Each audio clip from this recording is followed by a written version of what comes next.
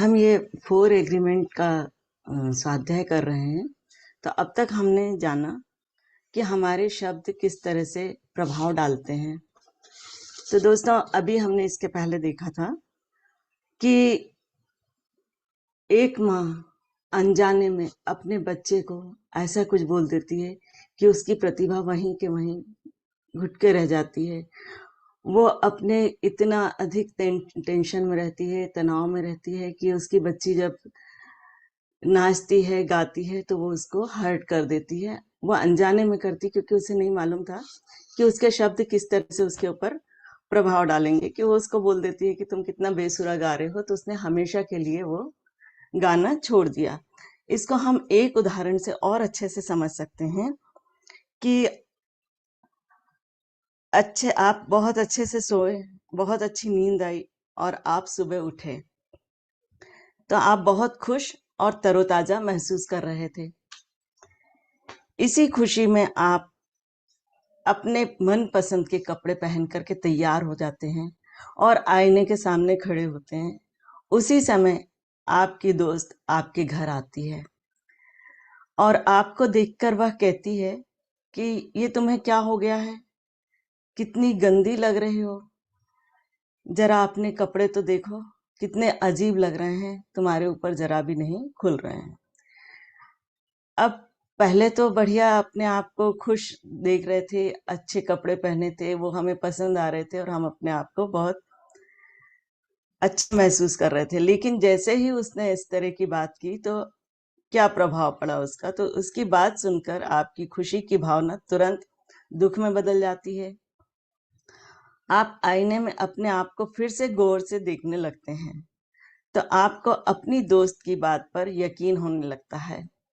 हो सकता है कि आपकी दोस्त आपके दिल को ठेस पहुंचाना चाहती हो और वह ऐसा करने में सफल हो गई। अर्थात उसने अपने शब्दों की शक्ति के साथ आपके बारे में एक राय बना दी और उसी का नकारात्मक असर आपके ऊपर हो गया। शब्दों के ऐसे सम्मोहन को तोड़ना कठिन होता है। ऐसे सम्मोहन से बाहर आने के लिए आपको अपने साथ एक समझौता करना होगा जो केवल सच पर आधारित हो। अपने शब्दों के साथ निष्पाप रहने के लिए आपको सच का सहारा लेना होगा। शब्द रूपी तलवार के एक ओर झूठ और दूसरी ओर सच है। वह सच ही आपको अपने जीवन की सारी धारणाओं से मुक्त कर सकता है। तो दोस्तों, हमेशा अपने शब्दों के प्रति निष्पाप रहना है। गपशप करना। यदि हम अपने रोजमर्रा के जीवन में होने वाली घटनाएं देखें तो पता चलेगा कि दिन में हम कितनी बार एक दूसरे को अपने शब्दों द्वारा सम्मोहित करते हैं। शब्दों के माध्यम से होने वाले इस सम्मोहन को बोलचाल की भाषा में गपशप कहते हैं। गपशप को जहर फैलाने वाला सबसे बड़ा माध्यम कहा जा सकता है। पुरानी धारणाओं से ही हम गपशप करना सीखते हैं। जब हम छोटे थे तब हमने अपने आसपास घंटों लोगों को गपशप करते हुए देखा है। वे एक दूसरे को बड़ी सहजता से अपनी राय दिया करते थे। इतना ही नहीं, बल्कि वे अनजान लोगों के बारे में भी बड़ी सहजता से गपशप कर लिया करते थे, उसके बारे में अपनी राय दे देते थे। इस प्रकार सदियों से लोग गपशप के द्वारा सहजता से अपनी राय प्रदर्शित करते हैं और अनजाने में भावनात्मक जहर को फैलाते हैं। इस तरह बड़ों को गपशप करते देखकर हमें भी ऐसा ही लगने लगता है कि वही चर्चा करने का आसान तरीका है। हमारे समाज में गपशप करना यह संवाद करने का महत्वपूर्ण माध्यम बन गया है। इस प्रकार गपशप करना हमें अच्छा भी लगने लगता है, क्योंकि हमारे जैसे अन्य लोग भी अपने जीवन में दुखी हैं। वह भावनाएं हमें संतुष्टि प्रदान करती है। एक मुहावरे में कहा गया है कि दुख में कोई सहयोगी हो तो अच्छा लगता है। जो लोग नर्क की अवस्था में कष्ट पाते हैं वे स्वयं को अकेले नहीं देखना चाहते। भय और कष्ट नर्क के सपने के महत्वपूर्ण अंग हैं। अब ये ही हमारे ग्रह के यानी समाज के सपने पर हावी हुए हैं। तो दोस्तों, लोग अपनी कोई भी थोड़ी बहुत भी तकलीफ होगी किसी तरह की तो उसको इतना अधिक बढ़ा चढ़ा के बताते हैं कि ऐसा लगता है इनसे ज्यादा दुखी इंसान तो दुनिया में कोई है ही नहीं, और वो बताने वाला भी सोचता मेरे से ज्यादा दुखी तो कोई है ही नहीं। और उसके दुख में शामिल होने के लिए लोग अपने भी थोड़ा बहुत भी अगर तकलीफ होती तो उसको भी वो लोग भी बढ़ा चढ़ा के बताने लगते हैं। कंप्यूटर का वायरस। अगर हम इंसान के मन को कंप्यूटर की उपमा दें तो गपशप करने की आदत को हम उसका वायरस कह सकते हैं। कंप्यूटर वायरस भी कंप्यूटर की बोली का वह हिस्सा है जिसमें दूसरे कोड लिखे जाते हैं, लेकिन उसकी मंशा हानिकारक होती है। यह कोड उस समय आपके कंप्यूटर के प्रोग्रामों में डाल दिया जाता है जब आपको इसके बारे में कुछ पता भी नहीं होता। अचानक आने वाले इस वायरस के प्रति आप सजग नहीं रहते। आपके कंप्यूटर में वायरस आने के बाद वह तुरंत अपना काम शुरू करता है। वायरस कंप्यूटर के अन्य प्रोग्राम के साथ तुरंत एक रूप हो जाता है।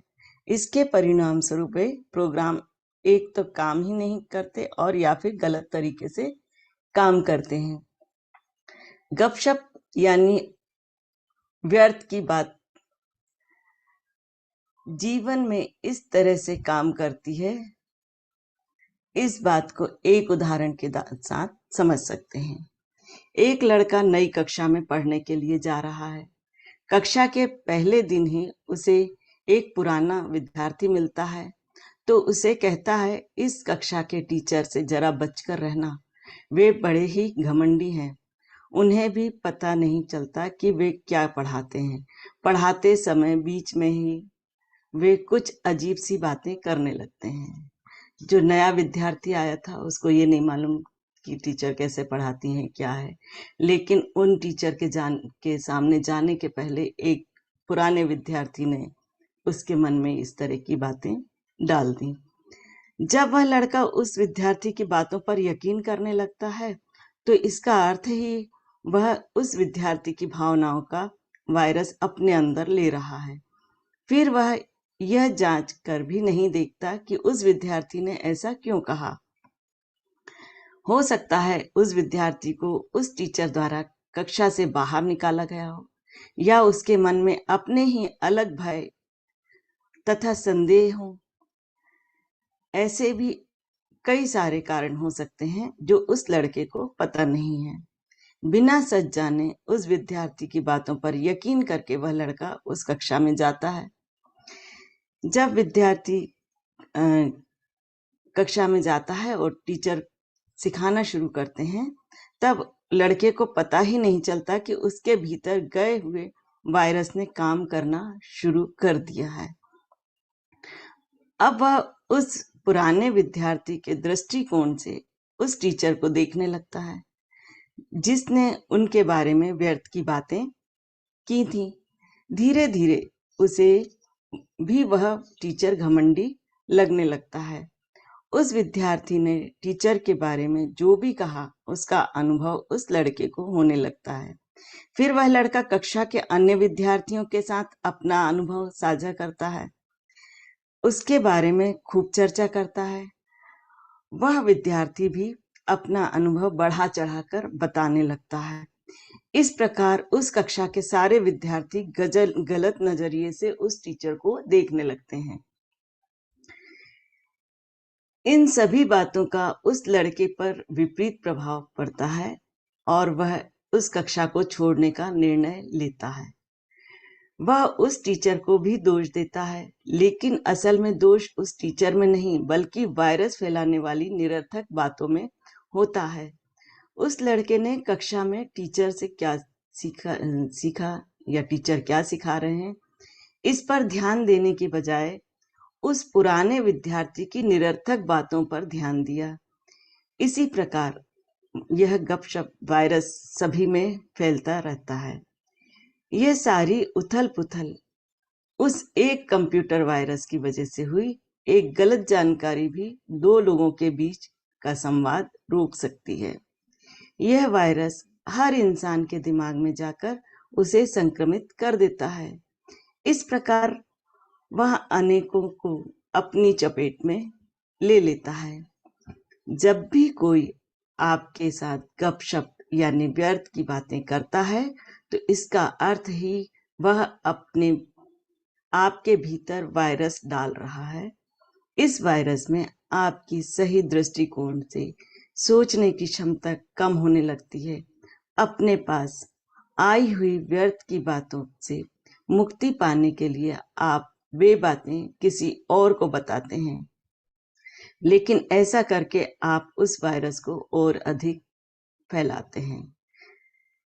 वायरस का यह सिलसिला कभी न टूटने वाली कड़ी में बदल जाता है और पृथ्वी के सारे लोगों को अपनी चपेट में ले लेता है। इसका अर्थ ही लोगों तक जो जानकारी पहुंचती है वह इस प्रकार फैले वायरस के संक्रमण से यानी लोगों की निरर्थक बातों से निर्मित होती हैं। टालटेक लोगों ने इसे माया का नाम दिया है। यह ऐसी उलझन होती है जिसमें हजारों लोग एक साथ बातें करते हैं, लेकिन किसी को भी कुछ भी समझ में नहीं आता। दोस्तों, हम लोगों के साथ भी होता है। जब हम बहुत सारे लोग इकट्ठे होते हैं तो जब गपशप करने का समय आता है तो अलग अलग लोग अपना ग्रुप बना लेते हैं और चर्चा करते रहते हैं, जबकि मुद्दा क्या रहता है, क्या बातें हो रही, किसी को भी समझ में नहीं आता है। कुछ लोग कंप्यूटर हैकर होते हैं जो जानबूझकर दूसरों के कंप्यूटर में वायरस छोड़ते हैं, लेकिन शब्दों के माध्यम से वायरस फैलाने वाले लोग बहुत ही खतरनाक होते हैं। वह समय याद करें जब आप किसी के प्रति इतना गुस्से में थे कि उससे बदला लेना चाहते थे। बदले की भावना से ही आप उसे कुछ ऐसा कह देते हैं जिससे उस इंसान के पास भावनात्मक जहर चला जाता है और वह अपने बारे में बुरा महसूस करने लगता है। बचपन में हम अक्सर अनजाने में ऐसा करते थे, लेकिन बड़े होने पर हम जानबूझकर और सोच समझकर ऐसा करने लगते हैं। सामने वाले को नीचा दिखाने के लिए ही आप ऐसा करते हैं। फिर खुद को सही साबित करने के लिए आप कहते हैं, अच्छा हुआ मैंने उसके साथ ऐसा व्यवहार किया, उसने मेरे साथ जो गलत व्यवहार किया था उसे उसकी सजा मिली। जब हम सारे संसार को कंप्यूटर वायरस की नजर से देखेंगे तो बड़ी से बड़ी गलतियां करने वाले लोग भी अपनी गलती के जरिए माफी मांग सकते हैं, लेकिन वे लोग यह देख नहीं पाते कि अपनी गलती के कारण शब्दों का गलत उपयोग करने के कारण वे खुद ही नर्क में जा रहे हैं। तो ऐसा नहीं है दोस्तों कि अगर हम किसी को गलत शब्द कहेंगे या किसी को नाराज होकर के कुछ भी बोल देंगे तो उसका असर केवल उस पे होगा, हमारे स्वयं के ऊपर भी होता है। कई सालों से हम भी लोगों की निरर्थक गपशप से सम्मोहित होते आए हैं। कई बार हम खुद भी इसी तरह गपशप करते रहते हैं। कई बार हम खुद के साथ ही बातें करते हैं और लोगों से बातें करते समय गलत वाक्य बोल देते हैं। हम लगातार अपने आप को ही कोसते हैं, जैसे मैं मोटा लग रहा हूँ, मैं बूढ़ा लग रहा हूँ, मेरे बाल झड़ रहे हैं, मैं कितना मूर्ख हूँ, मुझे कुछ भी समझ में नहीं आता, मैं कभी भी अच्छा काम नहीं कर पाता, मैं कभी संपूर्ण नहीं बनने वाला। इन वाक्यों को पढ़कर ही समझ में आता है कि कितनी बार हम अपने लिए ही गलत शब्द बोलते हैं। हमें यह समझना होगा कि शब्द क्या हैं और ये हमारे लिए क्या कर सकते हैं। अगर आप पहले समझौते के अनुसार अपने शब्दों के साथ निष्पाप रहते हैं तो आपको अपने जीवन में आने वाले सारे परिवर्तन समझ में आने लगेंगे। सबसे पहले आप अपने आप को देखने का नजरिया बदलें। फिर आप देखें कि आप दूसरों के साथ और अपने प्रियजनों के साथ कैसा आचरण करते हैं, कैसा व्यवहार करते हैं। तब आपको अपने ही व्यवहार में सकारात्मक परिणाम दिखाई देंगे। कई बार केवल बाकी लोगों का साथ मिले, इसलिए लोग अपने प्रियजन के बारे में भी गलत और निरर्थक बातें करते रहते हैं। ऐसा करके लोग अपने प्रियजन के बारे में सहजता से अन्य लोगों के मन में जहर फैलाते हैं और खुद को सही साबित करने लगते हैं। वास्तव में लोगों की राय यानी केवल उनका नजरिया होता है, और वह नजरिया हमेशा सही हो ऐसा जरूरी नहीं है। लोगों का नजरिया उनकी मान्यताएं, धारणाएं, अहंकार और उनके अपने सपनों से निर्माण होता है। लोग केवल उन्हें अच्छा लगे इसलिए शब्दों के माध्यम से जहर तैयार करते हैं और सहजता से उस जहर को लोगों में फैलाते हैं। अगर हम पहले समझौते को स्वीकार कर लेते हैं और अपने शब्दों के साथ निष्पाप हो जाते हैं, तो हमारा सभी के साथ आचरण बदलेगा, व्यवहार बदलेगा। हम सभी के साथ सकारात्मक शब्दों में ही बातें करेंगे। सभी के साथ हमारा संवाद अच्छा होगा, फिर चाहे वह हमारे पालतू जानवर, कुत्ते बिल्ली ही क्यों ना हो। सकारात्मक शब्दों में आपकी क्षमता ऐसे बढ़ेगी कि यदि कोई नकारात्मक शब्दों से आपके भीतर वायरस डाल रहा हो, तो आप उसे सहजता से रोक सकेंगे। यदि आप पहले समझौते के अनुसार शब्दों का उपयोग करते हैं, तो आपका मन सकारात्मक बातों के लिए उपजाऊ होगा। ऐसा मन नकारात्मक बातों को अपने भीतर आने ही नहीं देता। सकारात्मकता के लिए उपजाऊ जमीन में नकारात्मक बीज विकसित नहीं होते। ऐसा मन केवल प्रेम के बीजों को ही विकसित होने में मदद करता है।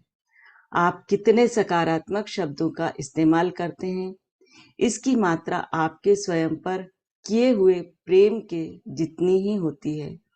आप स्वयं से कितना प्रेम करते हैं, अपने बारे में कैसा महसूस करते हैं, इसका आपके शब्दों की गुणवत्ता और अखंडता से गहरा नाता होता है। आपके निष्पाप शब्दों के बीच आप बेहतर महसूस करते हैं। इससे आपका मन भी शांत और प्रसन्न रहता है। आप अपने शब्दों के साथ निष्पाप रहने के समझौते के साथ ही नर्क के सपने से बाहर आ सकते हैं। इस समय मैं आपके मन में इस बीज को बो रहा हूं। अब आपके भीतर यह बीज विकसित होगा या नहीं, यह इस बात पर निर्भर करता है कि आपका मन प्रेम के लिए कितना उपजाऊ है। तो दोस्तों,